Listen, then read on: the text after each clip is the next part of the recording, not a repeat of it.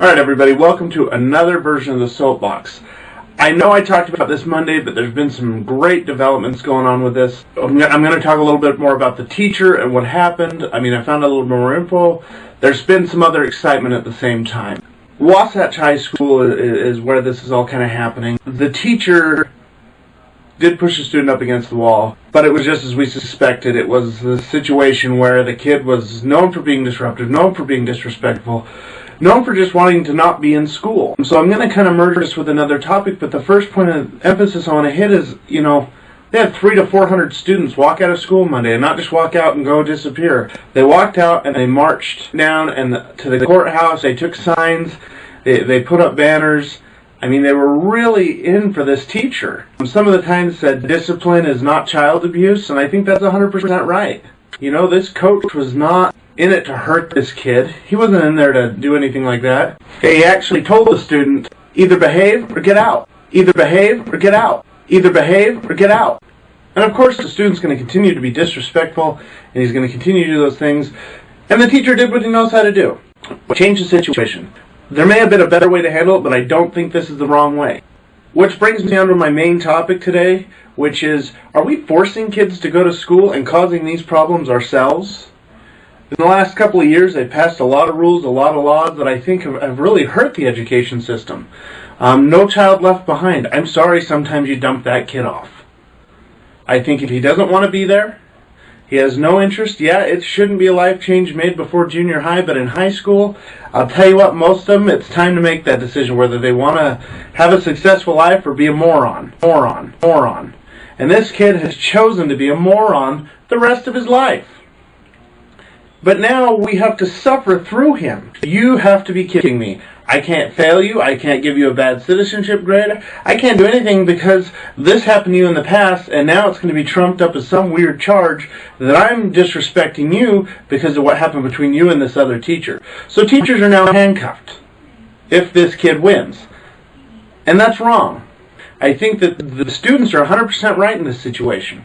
And I think the school district is cowering behind all their policies and principles and all these things and going, well, there's not much we can do.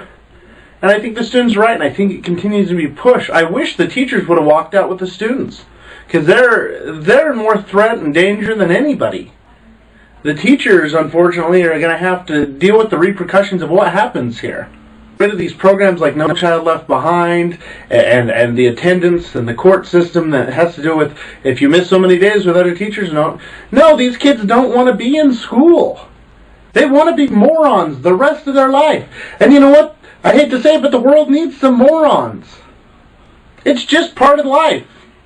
I don't think we can force them into an education system and force them to better themselves, because all they're doing is going in there. You have good students who are sitting there listening, trying to learn, and you have this moron sitting next to him who doesn't want to be there, has no interest in bettering himself, no interest in being better in school, and honestly, he's just hurting the system. So we have smarter kids that are now getting dumber because we have to suffer through this kid. You really need to evaluate that part of the system. Are these things working? No Child Left Behind is probably not working, because teachers are just going to force the kid through and send him on to the next teacher's a problem. We can't say, hey, you're a moron. We're sorry about that, but if you're not going to apply yourself, you're just straight up a moron. You want to have more successful schools? You want to have less students? Let the morons be morons. I need somebody to make my cheeseburger, and that moron's going to do it. Now I need somebody to be a brain surgeon, and I don't want him to have suffered through the cheeseburger guy being in class all day, going, hey, you're a stupid teacher. I think that's ridiculous, and I don't think we should deal with it. I think that this situation will affect the nation slowly with a trickle effect. I think if the teacher wins, it's a great, viable win for us everywhere. It is a little bit of a win for the morons, too, because you know what? They either have to shape up or ship out. Why are we letting morons stay in our classroom with the students who want to learn? It's not changing anything. But that's my opinion. You guys have the right to yours, so comment down below. Tell me if you thought the 300, 400 students did the right thing, because they didn't just skip class, they did go down to the courthouse. Parents went with him. And I hope the teacher wins. I hope everything comes out on top for him. He's a terrific guy, it sounds like to me. I've had those teachers, And this is not the first case where this sort of thing has happened, but it is one of the most public. So post your comments down below and follow this story. I hope something good comes of it.